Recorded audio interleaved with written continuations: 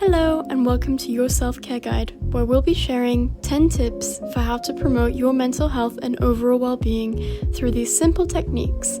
Feel free to come back to this video whenever you need some support.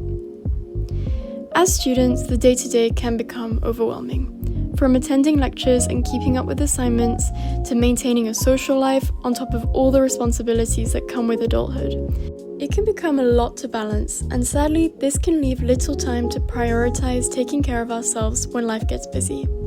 Self-care is a way that you can take control of your own mental and physical health. This can take the form of relaxing by yourself, enjoying the company of others, or even recognizing that you may need some external support as well. Mindfulness means paying attention to what is going on both in and outside of ourselves, noticing the present moment, being in tune with your body, and staying grounded. Typically, mindfulness is associated with breathing and meditating, which don't work for everybody. Mindfulness can take the form of anything you enjoy that is objectively promoting your well-being. People often discuss breathing as a way to relax, not only because it lowers your heart rate, but also because your breathing is a tool that you have with you no matter where you are and what situation you're in.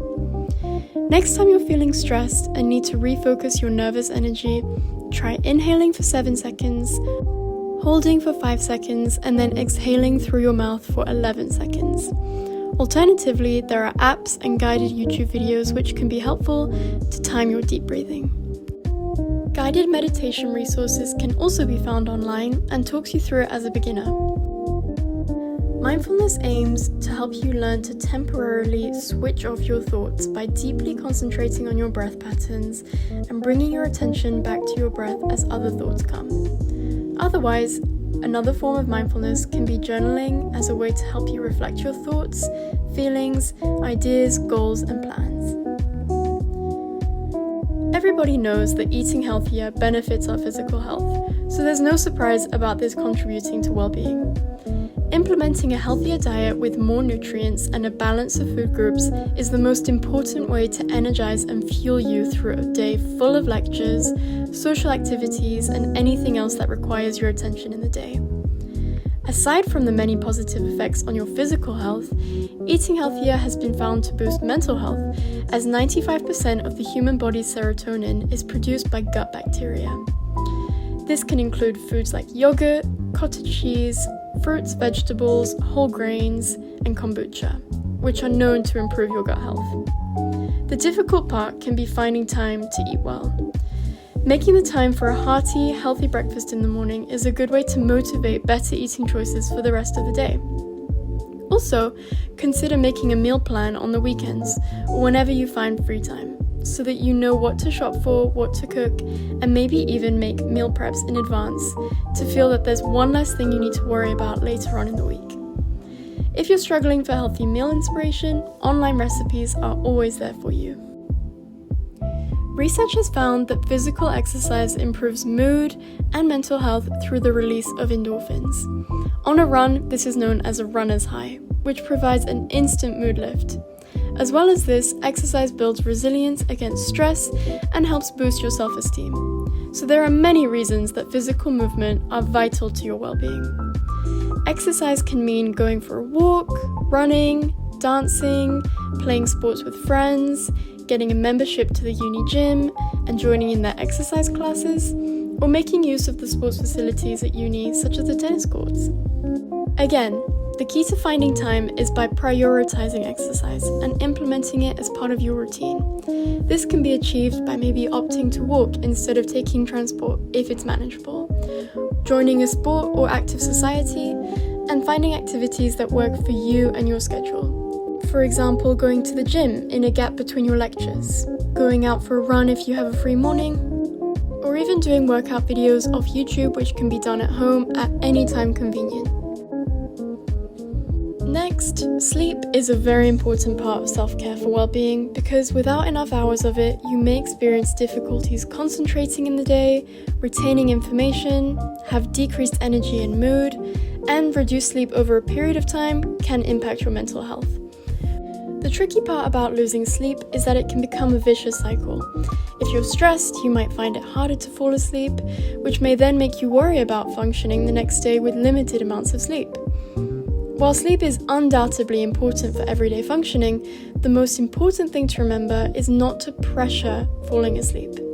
According to studies, just closing your eyes and relaxing in a state called quiet wakefulness, basically meaning resting, is nearly as beneficial as the impacts of sleeping, as it increases alertness and reduces stress. Yet, it can take away some of the stress associated with falling asleep. However, note that quiet wakefulness is still not as effective as a good night's sleep. A few tips to help fall into better sleep habits is by ensuring your bed sheets are fresh, drinking chamomile tea before bed, spraying lavender scents around your bed, and finally, reading or doing calming activities away from your screens for at least half an hour before sleeping.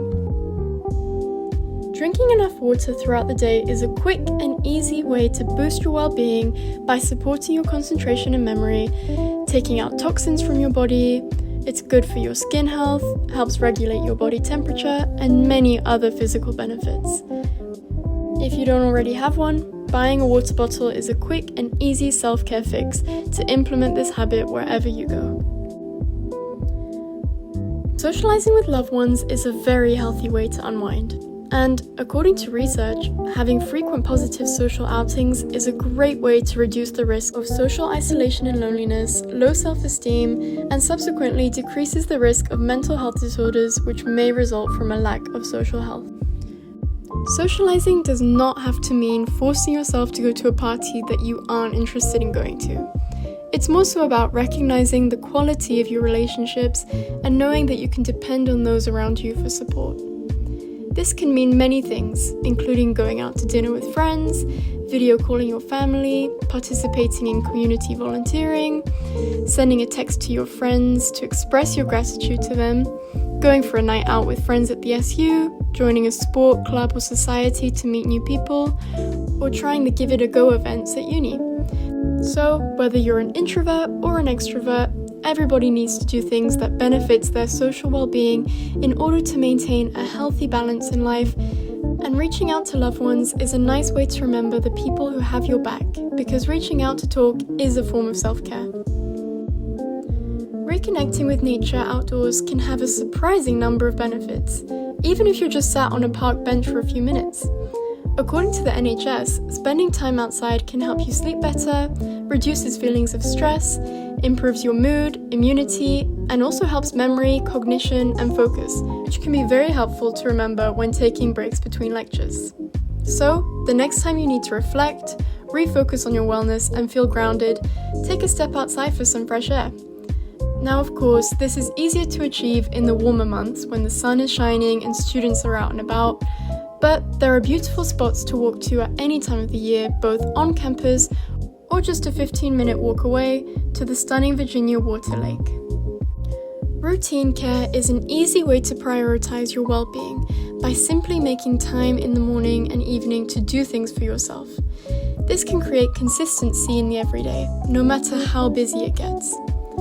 Parts of your routine can include the everyday essentials like brushing your teeth and showering, but can also extend to skincare, face masks, a bubble bath, at-home manicures and pedicures, hair care, or scheduling a haircut. These ways of physically taking care of yourself can in turn create a sense of calm and help your mental sense of well-being. Especially by doing these activities slowly can be a great way to take time for yourself, so try not to rush it or see it as a mandatory task. Throughout the day, we inevitably have a lot of responsibilities that must be done online. For example, taking notes in lectures, completing coursework, writing emails, communicating with friends and family, or even as a way of unwinding by watching TikToks, films, or TV shows.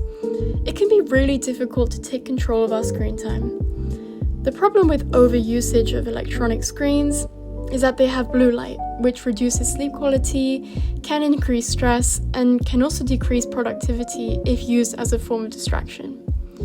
By limiting your screen time, you may see some benefits that come with this, including having more time to engage in activities that promote your well-being, for example, exercising or spending time with friends.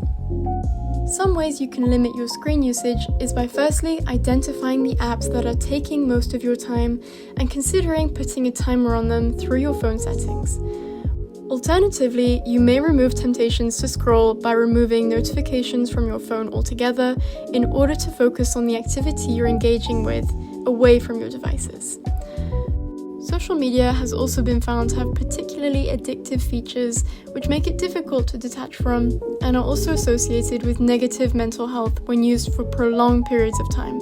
So just be aware of how taking regular breaks from your devices can benefit your well-being. The final self-care tip that can be useful to implement into your routine is to keep organized. This can be achieved by tidying your room, making a meal plan and weekly food shop list for the week, keeping a journal of your goals, tasks, and plans, and even finding a good calendar system that works for you, whether it be online, the reminders app on your phone, a monthly planner, or sticky notes. Keeping track of your responsibilities and prioritizing parts of your to-do list is a great way to visually assign your daily tasks and maintain balance, in the hopes that this can alleviate the pressure of having to remember what you need to do. This can also be a good indicator of what activities are lacking on your day-to-day. For example, more need for social time in a work-heavy week. And while to-do lists typically work well, they have the potential to become stressful if you have a long page of tasks. Research has found that a good way to stay positive is not only by creating to-do lists, but also your done lists. So you write the things that you've already achieved that day, which can help you recognize your small and large accomplishments today that you've already checked off, maybe without even thinking about them.